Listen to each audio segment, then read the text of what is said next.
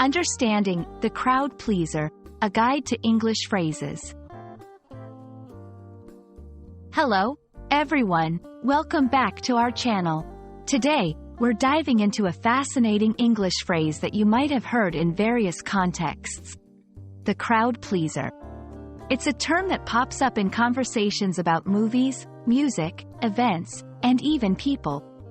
So, what does it mean, and how can you use it in your everyday English? Let's find out together. The crowd pleaser refers to something or someone that is guaranteed to entertain, satisfy, or appeal to a large number of people. It's not just about being popular. It's about having the ability to make a wide range of individuals happy or entertained. This term can be applied to various scenarios, from a blockbuster movie that millions love to a dish at a restaurant that's a favorite among all ages. To better understand how to use the crowd pleaser, let's look at some examples. In movies, a crowd pleaser might be a film that receives a lot of positive attention for its entertaining storyline, relatable characters, or breathtaking visuals.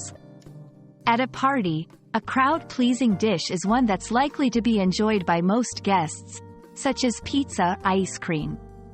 In music, a crowd-pleasing song is one that gets everyone excited and singing along, often played at concerts to energize the audience.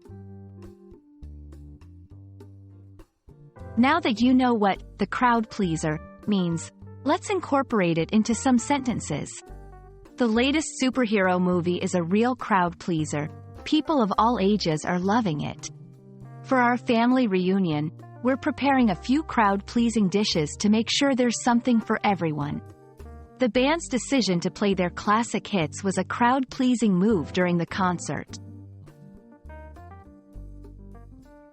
Understanding phrases like the crowd pleaser enriches your English vocabulary and helps you engage more deeply with cultural content.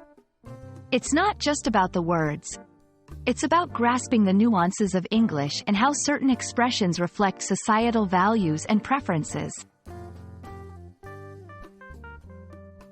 We hope this video has been a crowd pleaser for you. Understanding these nuances in English can make a big difference in how you communicate and understand others. Remember, language learning is not just about grammar and vocabulary, it's also about cultural fluency. Thank you for watching, and we look forward to bringing you more insightful content. Happy learning, and see you in the next video.